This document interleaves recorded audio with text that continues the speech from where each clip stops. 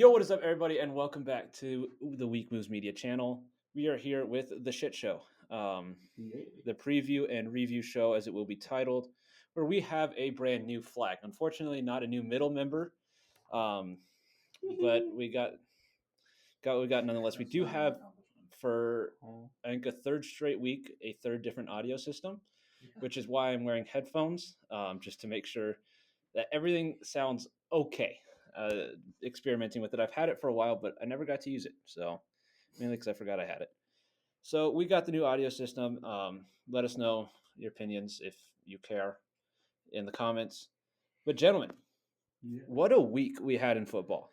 As we'll get to all the upsets here in just a minute. But the news from today, Bryce Young has been benched. I think a lot of people saw it coming eventually. I don't think anybody saw it coming after week 2. I personally think it is not a smart idea to bench him quite yet. With the fact that Daniel Jones has played as many games as he has and that he wasn't given up on, I don't think if you trade that much draft capital, it is smart to bench your number 1 overall pick that hasn't looked atrocious. I know you like in the NFL, you want to put the blame on somebody else. So the GM and the owner want an easy escape of, oh, it's Bryce Young's fault that we don't know how to construct a roster. Giving him the Justin Fields treatment. Pretty much. That's what it feels like to me. I think it's way too early. Because what's the worst case? You start Andy Dalton. Yeah. Are you going to win any more games? Do you want to win any more games? Right? Why Maybe he not? might get lucky once. Right. He always has his one game, like against the Seahawks last year. Yeah. He was the last 300-yard passer for the Saint before Derek Carr did it this year. So he has his games, but is that an issue? Maybe he wins one too many, end up with the second pick instead of the first, which I think maybe you beat the Giants in Germany with him as your quarterback, and you lose the first overall pick because of that. So 3 first overalls in a row would be insane. Even if the first one was traded for, that's right, insane. that's the fact that you were in that position and you're still this bad. Yeah. So do you guys have any differing opinions on the Bryce Young? When we talked about this earlier, I said the same too, and I'll say it again. I think it depends on what really went down to the decision to make the benching. I think if it was to pure to win now or that kind of mentality, I think this is a terrible idea. I think not only going to hurt his confidence, potentially hurt his confidence, but you're not really going to gain much out of his experience. I'm pretty sure any However, if your idea is to get because he's been struggling, there's been a lot of build-up pressure around him and that franchise right now. I think if the main purpose is to try to get him away from that pressure for a couple weeks and just to give him a break from it, I think it potentially could work and potentially come out as a new quarterback. I mean, I think because where you got this idea from potentially is that's what happened with Jackson Holiday, right? With the Orioles, they brought him up to begin the year. It happens all the time. And there was two, right? I was like, but that's the most recent. I was like, as a baseball fan that you are, I was like, that's the most recent. Is you got this number one prospect, you got him, like all the hype around him. He comes out, he struggles. You send him back down, he comes back up, and he performs amazing. Right. I was like, I think he's kind of fallen off a little bit, but with how he came back, he was bound to happen. What he left to, what he came back is different. Well, right. It's NFL. It's a little harder to get all that. Right, and there's so many less games. I was like, your margin for error is so few. I was like, in baseball, you have a couple bad games in a row. That's normal. Mm-hmm. I was like, in football, you have a couple bad games in a row. They bring in your back. I was like, and I do if they do that in baseball, but it's like it's just. And here's what I was like. I think you're right. I think this. It for me. It really, no matter, we're never going to know the true answer to the benching. They're going to tell us whatever we want to hear, and then when it works or doesn't work, we're going to hear. Whatever happens, it's like if he comes back and he plays amazing, they're going to say exactly what you said. It's like, we benched him because he needed the little break. If he sucks after, it's like, we benched him because he sucked. And that's the thing, we'll never get the real answer to that. I think overall, I have very many questions. And it mostly, because we all know this isn't going to help the Panthers. Panthers are going to be the Panthers. They're going to get the first pick overall. No question in my mind they will get it. Like They'll at probably get a minimum, mix or two. top 3. I was like, Yeah, that's yeah. like and they're they've No, only really minimum had, top like, 2. 2 Yeah. games that aren't horrible. right. And I that's was, the Giants and maybe the Commanders. right. I was like, Maybe. it's Everything else is tough. I think because of that, I think this. I'm very scared of what this could like. I think this in hindsight and theoretically, this could be a great idea. This could be a good idea to give him rest to reset him, but at the same time, when you look at that, it also depends how Bryce takes this. If he takes it that way, he could come out really good. If he doesn't take it that way, his comments will be shot, and he may not ever be the quarterback. yeah. Like my perspective, if it's intentional, they know they need him to, then sure. I was like, and it could work. But in my opinion, you can still give him that confidence while playing. You say, hey, it's not your fault. I was like, we don't have the team built around you to compete. Don't take it like he's on the brink of tears. Yeah. I was like, relax. This is football. But in my opinion, I was like, and then we'll move on. You don't get better by not playing. I know maybe if you take a week back and come back, you can maybe. But as a whole, if you want him to improve, after starting him for a full season now, Full season, yeah. it's got to be by playing. And that's my opinion. I know there's a whole bunch of sports psychiatry behind it, but that's my opinion. I would also want to see Yes, how we're not moving on. how he's being treated by the fans. I think that will tell you a lot too in the situation. I don't know, so I'm not going to say one way Well, or the other. I can give you a kind of an understanding of it. On the Panthers post, for I think it was on Israel, they said their situation was worse. I know that's not directly at Bryce Young. Then Yeah, their current Panther situation is worse than what's going on in Israel. That is what the fans think. So I was like, I that's. want to know how the fans are reacting to Bryce. Oh, they think he sucks. They do. Which is some crap because and he's got nothing. He has nothing Right. to work. And that's He's been playing bad. But I do think the general consensus is we understand he's playing bad. We need something different. But I was like, we got nothing different, and he's our best bet. I think that's the understanding. I think that's what I feel bad for. That's why I think this could be a good idea because this could also take the pressure away from him from the fans. All right, we're moving on. Upsets. Holy cow, there were upsets. Currently, we are filming this during the middle of the third quarter of the Falcons-Eagles game. And if that game ends 9-7, which it's I think Eagles. It's yeah. 9 now. They got a field goal. Okay. Yeah. If the Falcons end up winning that game, then we have had half the games end in upset. We have 8 of the 16 games end in upset, which I don't want to say unprecedented because it's not. I'm sure it's happened because there's always this week in the NFL. Like there's always one week where things go when things hit the fan. Nothing goes right. Right. So it's like I think that was this week. It was week 2 in college football as well, where all the upsets happened. I was like, that's when everything. Notre Dame lost. Florida State lost again. Man, that's not an upset. But I was like, week 2 was the college football week for it. Week 2 for the NFL seems to be the same thing.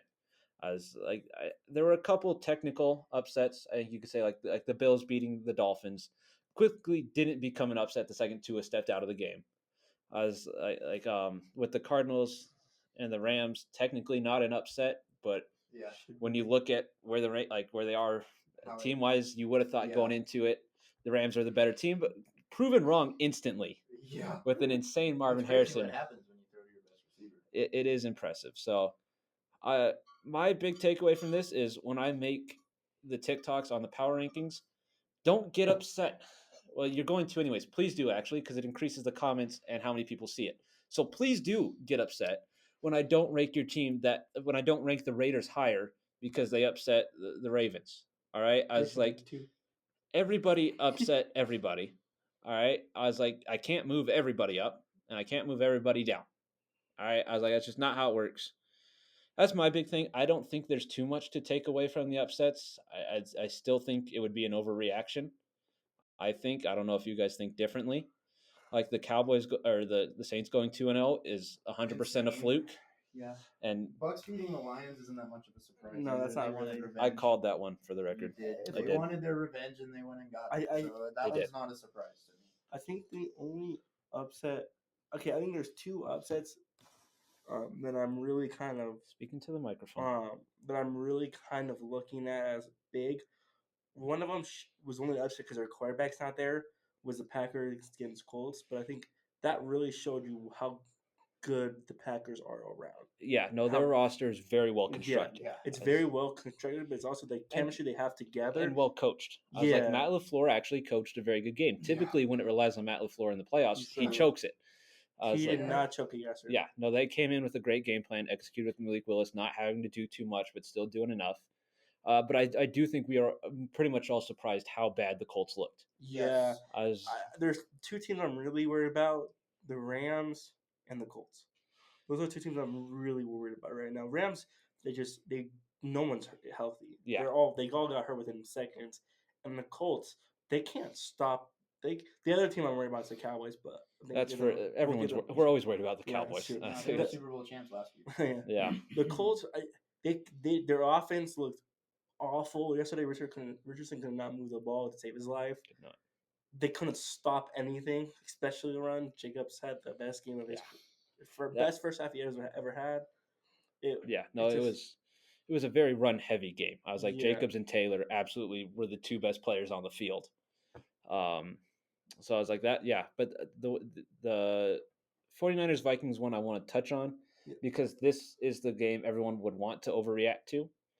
Sam Darnold, let me say this loud, is not an MVP candidate. All right, he's not.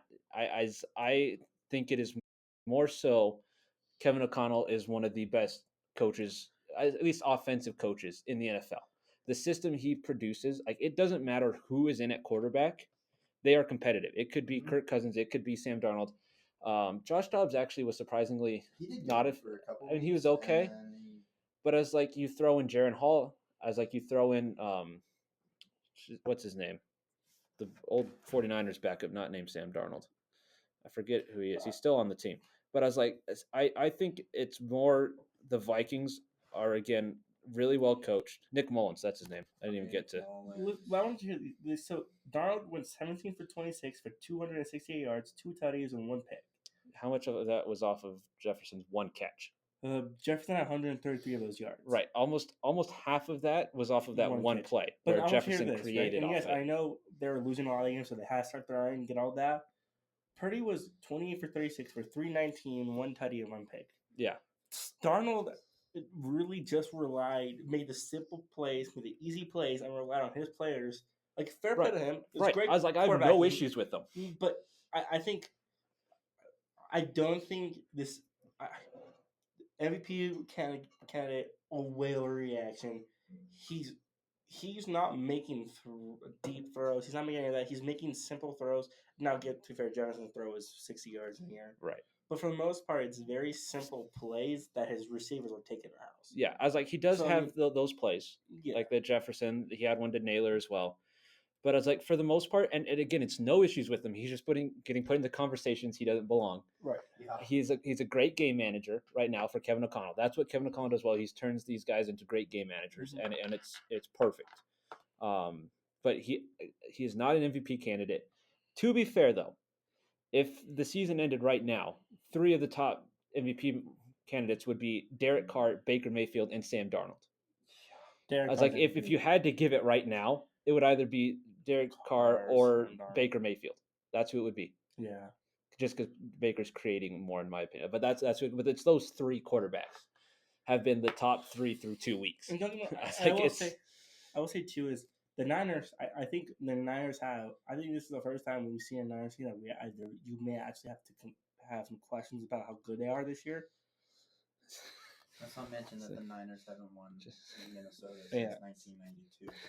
And that's fair. I just think that the way the ease that they got split open a little bit concerns me a little bit for San Francisco.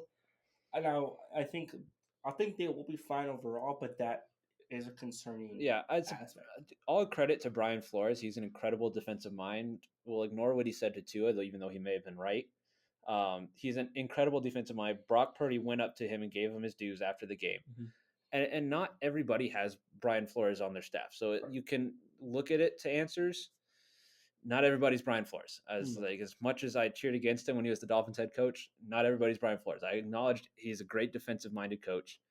So I was like, it'll still be tough, but I think to your point, there isn't a team in the league that anybody should fear. Even the Chiefs. I was like the Bengals were The Chiefs couple always look bad calls against the away. Bengals, though. right. I was like they were a field goal away. They lost by a point.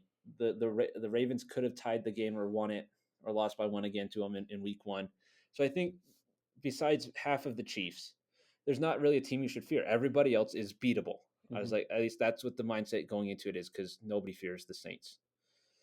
Not yet. Maybe next week. I mean, the Eagles are the only other team you could consider fearing, but they're down 15-10 to the Falcons, so we're not gonna. So yeah, so currently, like, the Chiefs are the only team you should fear. So I think that's it Bills, for the review, maybe. But as like you look at their talent, as like you got Josh Allen, and that's about it. It works. Well, it's incredible. Or this week, maybe not, but the Texans. Yeah. So, but like you don't fear them. Like going into the game, there's nobody you fear. Because the Cardinals proved you don't fear the Bills. The Steelers pick them up. Maybe the Steelers. I mean, this is a horrible thing to say, but the Steelers you fear because you have no idea what's going to happen going into it. It's like, well, no, you do. You know you're getting the crappy one, and they're still somehow going to win. Like that's the only reason you'd fear it is because you have no idea what's. Sit down. Sorry, you're going to get kicked off this shit show. Okay, but I think that's enough with the review. I think we covered. I think we covered everything. So we're going to preview a little bit. We're not going to give full in-depth predictions. If you want that, you got to subscribe and wait for the next video. But a little bit of a preview. Thursday night, we have the greatest rivalry in sports. I don't know. Said no human being ever until just then. With the Patriots and the Jets. Should still be said by no human ever. Right. We're not going to count that as being said by a human. I think it'll be a good game. The Patriots have come out and played well. I was like, their defense is there. Jabril Peppers looks like an absolute monster at safety. So thank you, Giants. But it is the Jets. I was like, they do have 10 times the amount of talent that we have starting. At least Drake May would be the most talented player on the field. Don't get me wrong. But he's not playing. So Aaron Rodgers in a rivalry game. Or the Patriots, who have only lost like a game to them recently. So it's a tough one to call. It is. I was like, that one's a tough one. I would feel very confident about any Breece Hall line you can get, though, because our running defense isn't. You made Zach Moss look good. We did. Pretty easily, too. Yeah. It's like, and I think Zach Charbonnet for sure had a rushing touchdown. I don't know for sure how many yards he got because Kenneth Walker was out. Okay, he didn't get too many, I don't think. Where'd he go? I lost him. But yeah, that game, I don't think. We must not have let up too many to him. No, we didn't. Oh, go us. We did let up a touchdown. I still feel confident about Breece Hall doing pretty well. Either way, the Jets are more talented. We're just the Patriots, so we're going to win. Then we got, I don't know, what's Sunday night? Sunday night? What's the Sunday night game? I think it's the Chiefs and the Falcons. Why are we putting the Falcons in back-to-back primetime? Dude, the Bengals pulled Monday night. Well, at least that's Monday night. That no one really cares, especially because it's the second game. Chiefs Falcons, I don't really feel like talking about. So we're going to talk about the Ravens and the Cowboys. Yeah, I won't use the exact words Aaron used to describe this one, but it's not. It's either going to be a great game because they're both equally bad, and it kind of cancels out. It's either going to be or it'll just be, or one of them's going to blow the other out. Yeah, it's. Mm-hmm. I feel like it could be close, like at around 24s, 27s, or even up to the 30s. Yeah. Just because neither defense will do anything. Yeah. Or both defenses could do everything. I don't. No, to watch Cowboys defense around doing shit. Well, the Ravens don't have an offensive line, so the Ravens' offensive line looked worse than the Patriots, which is really saying something. Hey, good for you guys. I'm not high-fiving you. I already did that once and I regret it. So that one could be an interesting game. Is Tom Brady calling that one again? Yes. He's called 3 straight Cowboy games. There's no money bias behind that whatsoever. No, fair play. He's making money off the Cowboys. He did much better. Him once. His very last game ever. Yeah. He's doing well in the booth. Much better. Eagles Saints, I think, could be a good one. I'm going to kind of ignore this score for the sake of the Eagles fans just because it coincides with everything else that happened this week. So if going it stays. Right. If stays it does, where it is now. but going into it, I still think could be a very good game. I think it will be. The Saints do look incredible. As mentioned, Derek Carr is an MVP candidate as of right now. Where the Falcons Alvin still, Kamara should be an MVP candidate. he should be up there. He's kind of like Joe Mixon, where he always has that one game where he just like, all right, screw y'all, I'm scoring. I mean, in the second game, he had a couple of touchdowns too. That's what I'm saying. What was the second No, sorry, game? the first game he had a touchdown too. Okay, that's the Panthers. It doesn't count. Yeah, nothing counted. Yeah, no, the Okay. Panthers don't They count. just benched their franchise quarterback. Yeah, so that one could be a good game as well. I would expect the Saints. Well, Philly's actually favored as of this exact moment. Yeah, that might change. They're 1-point favorites. I think that would change. I would expect. Depending on what currently is happening. Yeah, I would expect that to kind of flip and then a little bit more towards the Saints. But I might have to take a little drive once we're done here if it stays like that. And then finally, the last games we'll preview the Monday night games. There's 2 of them. Rest in peace, Nick Chubb. That's what it reminds me of. Bills and Jaguars. I think when they scheduled this, they anticipated at least a 1-1 Jaguars team. Yeah. Probably 1-1 because they would have had them losing to the actually to either one of them. They might have expected them to be 0-2. But you get Trevor Lawrence versus Josh Allen as a quarterback matchup, which is incredible. James Cook and ETN match compare very well as running backs. Yep. Brian Thomas Jr. has been a very good receiver to start off the year. As there was very little about him coming out of training camp, but he's looked incredible. Shakir's the leading receiver for the Bills, but they got Keon Coleman, nice little rookie matchup there. So I think, actually, I don't think it's going to be that good of a game. I don't know. In all honesty, it's like I feel like it's going to be a blowout.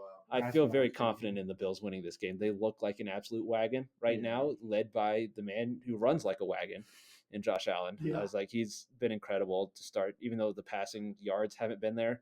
He's been incredible to start. I want to know why they put Bengals and Commanders as a Monday night game. Well, because they knew nobody at 8:15 was going to watch. Everyone's going to be watching the other one anyways. So, no, but don't they know that whenever they put the Bengals at a primetime game, someone usually dies? That only happened once. It did only happen twice. On Monday night, I know for sure it happened once. There were other injuries on the field. Tua happened in a primetime game, Tua did happen and DeMar happened in a primetime game. Yeah, I think they both happened on So Mondays. everybody get your prayers up for Jaden Daniels because he does not know how to slide. Yeah, there's a little scare in the Giants game, but prayers up to Daniels and everyone from the Bengals, of course. A lot of people for that one. Yeah, you look into the defense too. Brian Robinson. It could be anyone. Yeah, that's that. I really oh gosh. Get shot again. Oh god. Okay, that's a little too far. Yeah. So. He's questionable. Thankfully, nobody watches our videos for more than 20 minutes. So I think that. that'll do it. That's gonna have to be. No,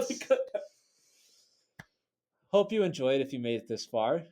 You get to see the uncut version because I'm not cutting that. So shouldn't have said it. That's awesome. If y'all okay with that. if y'all enjoyed, please leave a like, subscribe. Love y'all. Adios. See you.